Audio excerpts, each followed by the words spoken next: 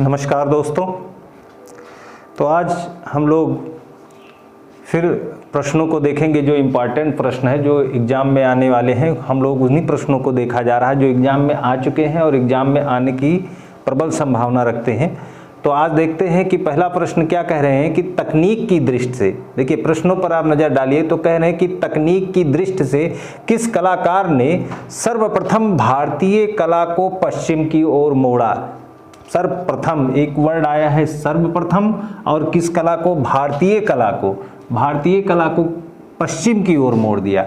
पश्चिम की ओर मोड़ने का मतलब वेस्टर्न आर्ट की ओर मोड़ दिया तकनीक की दृष्टि से। और जो मोड़ा, क्योंकि अगर हम किसी चित्र में बना रहे हैं तो चित्र का कोई ना कोई विषय होगा, है ना, विषय होगा कि हम कौन सा विषय ले रहे हैं चित्र बनाने के लिए, और फिर उस विषय जो भी बनाएंगे उसको फिर किस तकनीक से, उस चित्र को किस तकनीक के माध्यम से उसको रंगेंगे, उसका क्या प्रकाश एवं छाया तकनीक को अपनाएंगे, इन सब मेथड को, उसको क्या कहा जाएगा, टेक्निक कहा जाएगा। और उस चित्र में जो विषय लिया जाएगा कि किस सब्जेक्ट को लेकर चित्रण किया जाए, तो वही कह रहे हैं कि यहाँ विषय की बात नहीं हो रही, यहाँ तकनीक की, यानी कि उस चित्र को रंगा गया, यहाँ रंगने की दृष्टि से, यहाँ जो चित्र का रंगांकन है वो उस दृष्टि से ये तकनीक कह रहा है। तो तकनीक की दृष्टि से किस कलाकार ने सर्वप्रथम भारतीय कला को पश्चिम की ओर मोड़ दिया। तो जाहिर सी बात है कि भारतीय कला को पश्चिम की ओर मोड़ दिया, ये बात हो रही है राजा रवि वर्मा की। और राजा रवि वर्मा को, यानी तकनीक, कौन सी तकनीक पहले भारत में चल रही थी, तो हम देखते हैं ज़्यादातर भारत में इससे पहले ज़्यादातर क्या टेम्परा ही माध्यम चल रहा था, टेम्परा के ही माध्यम से चित्रण किया जा रहा था, है ना, विषय तो भारतीय ही थे, है ना। और राजा रवि वर्मा ने क्या किया, विषय तो वही रखा, विषय भारतीय ही रखा है ना, लेकिन जो इन्होंने तकनीक अपनाई वो तकनीक पाश्चात्य तकनीक थी, यानी पश्चिम की तकनीक थी। और वो पश्चिम की तकनीक क्या थी, तैल रंग की थी, तो तैल रंग की तकनीक थी। और प्रश्न क्या कह रहा है, सर्वप्रथम यही ऐसे वो कलाकार थे जिन्होंने भारत में तैल रंग की शुरुआत की। तो प्रश्न ये भी बन जाता है कि सर्वप्रथम भारत में तैल चित्रण की शुरुआत किसने की, तो राजा रवि वर्मा, है ना। और चूंकि भारत में जो पश्चिम की तकनीक अपनाई, तैल रंग के साथ साथ वो किस वाद को लेकर चलती थी, तो यथार्थवाद को लेकर चलती थी। तो यथार्थवाद का भी इन्होंने धारणा अपनाया। तो ये तो बात की बात है, लेकिन हम इस प्रश्न के हिसाब से देखेंगे तो तकनीक की दृष्टि से किस कलाकार ने सर्वप्रथम भारतीय कला को पश्चिम की ओर मोड़ दिया, यानी पश्चिम की कौन सी टेक्निक थी, तैल रंग थी। और उस तैल रंग को सबसे पहले प्रयोग किसने किया, राजा रवि वर्मा ने। भारत में पहले क्या चल रही थी, टेम्परा मेथड, और टेम्परा से सीधे किधर चले गया, जो तकनीक की दृष्टि से सर्वप्रथम भारतीय कला को, यानी टेम्परा को पश्चिम की ओर मोड़ दिया। यानी जो भारतीय कला, जो टेम्परा मेथड चल रही थी, वो डायरेक्ट किस तरफ यू टर्न लेती है, तैल रंग की ओर, तैल रंग के ओर मुड़ जाते हैं। ये कौन, राजा रवि वर्मा। तो इसके हिसाब से इस क्वेश्चन का आंसर क्या बन जाता है, राजा रवि वर्मा ने सर्वप्रथम भारतीय कला को किसकी ओर मोड़ दिया, पश्चिम की ओर मोड़ दिया। बाकी इनके बारे में मकबूल फिदा हुसैन, इसका भी आप देख लीजिए, तो इनका जन्म कब हुआ था, मकबूल फिदा हुसैन का जन्म 17 सितंबर 1915 में हुआ था। मृत्यु कब हुई थी, 2011 में मृत्यु हुई थी। राजा रवि वर्मा का जन्म कब हुआ था, 1848 में। कहाँ हुआ था, केरल के किल्लीमनूर में हुआ था। और मृत्यु कब हुई थी, 1906 में हुई थी, 2 अक्टूबर 1906 में, है ना। इनका जन्म कहाँ हुआ था, महाराष्ट्र के सोलापुर जिले के पंढरपुर कस्बे में हुआ था। और मृत्यु 2011 में कहाँ हुई थी, लंदन में हुई थी। ये सब आए हुए प्रश्न है, तो ये भी देख लेंगे। रविन्द्रनाथ टैगोर का, तो रविन्द्रनाथ टैगोर की मृत्यु कब हुई थी, ये कई बार पूछा गया था। महाप्रयाण जो 1941 में हुई थी।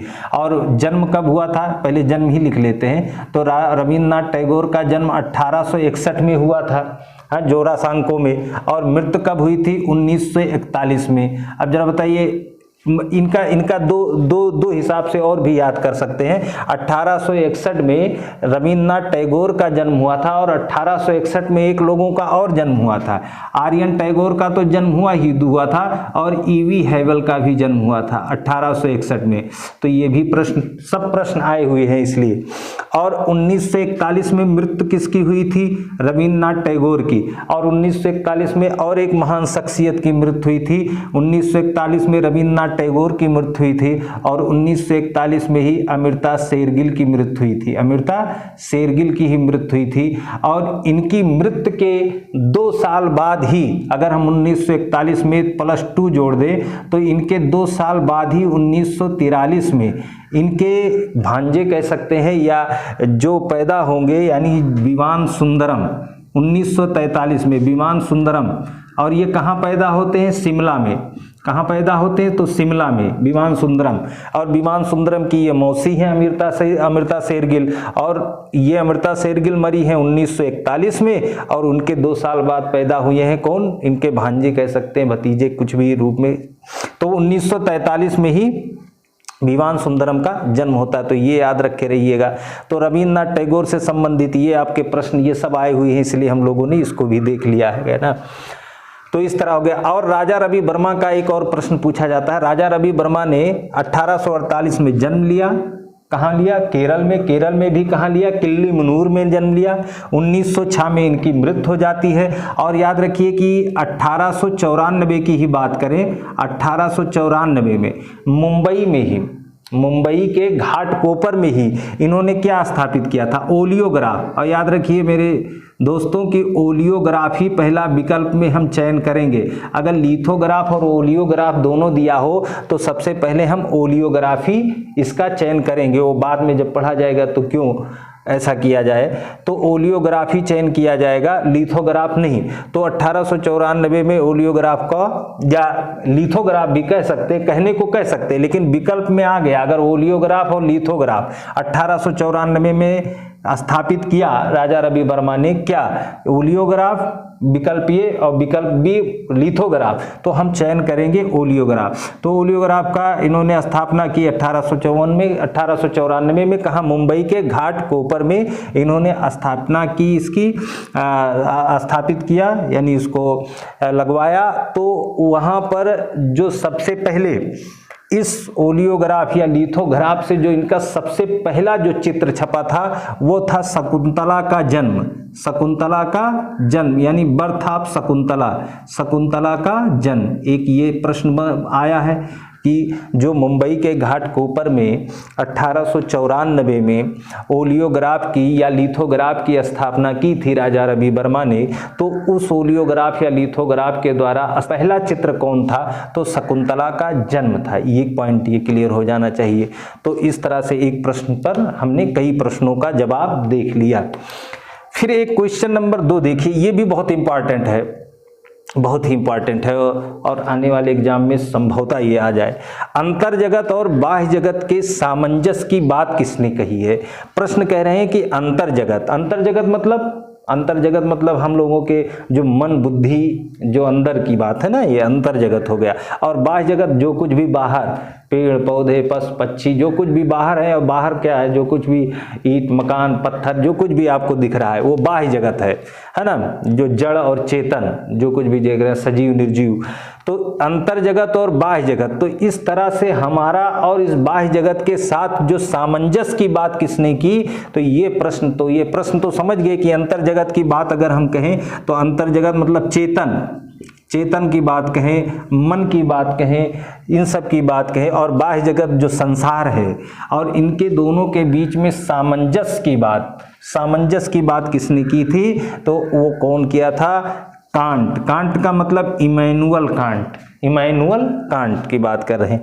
अब देखिए सामंजस्य की बात इन्होंने, इमैनुअल कांट ने कहा था कि हम हैं तो संसार है, ऐसा नहीं कि संसार है तो हम हैं तो संसार है। यानी बाह्य जगत में जो कुछ भी आपने जो सोचा, आप जो कुछ सोचते हैं वही बाह्य जगत में आपके सामने प्रस्तुत किया जाता है या आप अपने प्रयास के द्वारा प्रस्तुत करते हैं, है ना। तो इस बात की अंतर जगत से और बाह्य जगत का जो सामंजस्य की बात की थी वो कांट की थी। इमैनुअल कांट तो एक दार्शनिक थे। ये कहाँ, एक प्रश्न ये भी पूछा गया इमैनुअल कांट कहाँ के हैं, तो इमैनुअल कांट तो पहली बात ये अंतर जगत और बाह्य जगत के सामंजस्य की बात करते हैं, और प्लस इमैनुअल कांट ये कहाँ के रहने वाले हैं, ये कहाँ के हैं, तो ये जर्मन दार्शनिक है। और साथ ही साथ इनकी एक पुस्तक बहुत बार पूछी गई है, आ क्रिटिक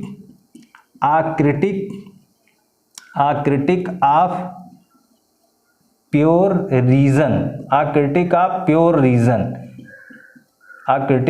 प्योर रीजन, ये एक पुस्तक कई बार पूछी गई है।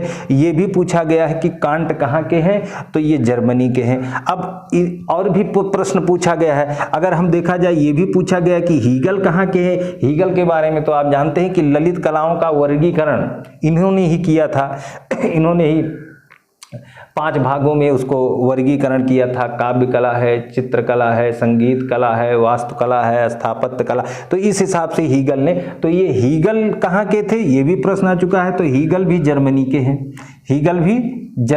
हैं, है ना, हीगल भी जर्मनी के हैं। और इनकी एक पुस्तक है, याद नहीं आ रहा है, फाइन आर्ट करके है, तो बाद में देखा जाएगा।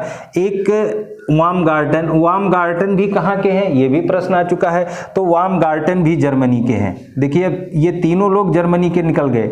ये भी प्रश्न आया हुआ है कि वार्मगार्टन कहाँ के, जर्मनी के हैं। वार्मगार्टन यानी सौंदर्य शास्त्र के ये जनक माने जाते हैं। सौंदर्य शास्त्र के जनक किसे माना गया है, तो फादर ऑफ एस्थेटिक्स, जो फादर ऑफ एस्थेटिक्स है वो किसको माना गया है, वार्मगार्टन को माना गया है। और ये कहाँ के हैं, जर्मनी के हैं। हीगल कहाँ के हैं, जर्मनी के हैं। कांट कहाँ के हैं, जर्मनी के हैं, जिनकी एक पुस्तक है a critique of pure reason.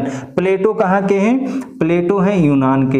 ये प्लेटो कहाँ के हैं, यूनान के हैं। ये सब प्रश्न आ चुके हैं। अच्छा, प्लेटो यूनान के हैं, तो प्लेटो के गुरु कौन है, प्लेटो के गुरु हैं प्लेटो के गुरु हैं सुकरात। प्लेटो के गुरु कौन है, सुकरात हैं, है ना। और प्लेटो के शिष्य कौन है, प्लेटो के गुरु सुकरात हैं, और प्लेटो के शिष्य कौन है, अरस्तु।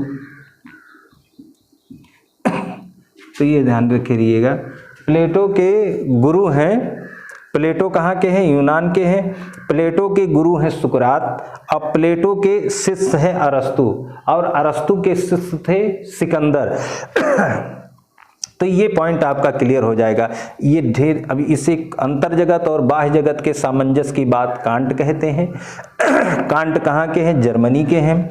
कांट के पुस्तक कौन सी है, a critique of pure reason, ये इनकी एक पुस्तक है। साथ ही हीगल कहाँ के हैं, जर्मनी के हैं, और इन्होंने ही ललित कलाओं का सबसे पहले वैज्ञानिक वर्गीकरण किया था। वार्मगार्टन, जिसे फादर ऑफ एस्थेटिक्स के नाम से जाना जाता है, यानी सौंदर्य शास्त्र के जनक हैं ये, और साथ ही साथ ये भी कहाँ के हैं, जर्मनी के हैं। प्लेटो का हमने चर्चा की है, इनके गुरु और शिष्य पूरा याद रखे रहिए, कई बार ये भी प्रश्न आ चुका है ना। अब अगले प्रश्न पर चलते हैं। तो प्रसिद्ध तैलचित्र 7 समुंदर पार, देखिएगा, प्रसिद्ध तैलचित्र 7 समुंदर पार, इस पर तो गाना भी बना है, तो उस बात की बात है। तो प्रसिद्ध तैलचित्र 7 समुंदर पार किस कलाकार ने चित्रित किया है ना, बहुत इंपॉर्टेंट है। सुबोध गुप्ता है, तैयब मेहता है, नल्ली मलानी है, और इनमें से कोई नहीं है। अब आपको ये देखना है कि सही सुबोध गुप्ता, तैयब मेहता, तो 7 समुंदर पार किसकी रचना है, तो आपके कौन है, सुबोध गुप्ता। सुबोध गुप्ता को आप जानते हैं, इनको एक और नाम से जाना जाता है, बर्तन वाला कलाकार। बर्तन वाला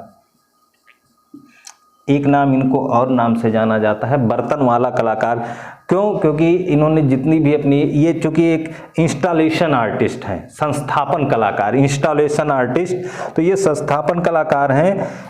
और ये अपने ज़्यादातर रचनाओं में स्टेनलेस स्टील, किसका, बर्तन, जो बर्तन का प्रयोग करते हैं, किस बर्तन का प्रयोग करते हैं? Stainless steel. केवल स्टील नहीं, अगर विकल्प में स्टील आ गया और स्टेनलेस स्टील आ गया तो हम स्टेनलेस स्टील का ही चयन करेंगे, स्टील का नहीं चयन करेंगे। तो सुबोध गुप्ता को बर्तन वाला कलाकार के नाम से जाना जाता है, स्टेनलेस स्टील। और साथ ही साथ इनका जन्म कब हुआ था? 1964। ये पॉइंट इंपॉर्टेंट है ना। और इनका जन्म 1964 में हुआ था। कहाँ पर हुआ था इनका जन्म? 1964 में बिहार में हुआ था। ये पॉइंट इंपॉर्टेंट है। बिहार के खगौन गांव में, तो हम याद रखेंगे बिहार में कब हुआ था? 1964 में। और ये किस नाम से जाने जाते हैं? बर्तन वाला कलाकार के नाम से जाने जाते हैं। और इनको कौन से धातु का या मेटल का प्रयोग करते हैं? तो स्टेनलेस स्टील का प्रयोग करते हैं। तो सात समुंदर पार किसकी रचना हो गई? सुबोध गुप्ता की हो गई। तो इस तरह से हमने जिन क्वेश्चनों को देखा है तो उनको हम लोग रट लेंगे, मेमोरी में उसको फीड कर लेंगे। फिलहाल अभी नेटवर्क इशू होने के कारण कम क्वेश्चनों का ही हम लेकर चल रहे हैं, फिर बाद में हम और क्वेश्चन लेकर आएंगे और थोड़ा सा ये सेटिंग भी बढ़िया से करेंगे, क्योंकि बहुत ज़्यादा छाया भी आ रही होगी, डार्कनेस भी होगा। तो तब तक के लिए सपोर्ट करिएगा। तब तक के लिए धन्यवाद। जय हिंद।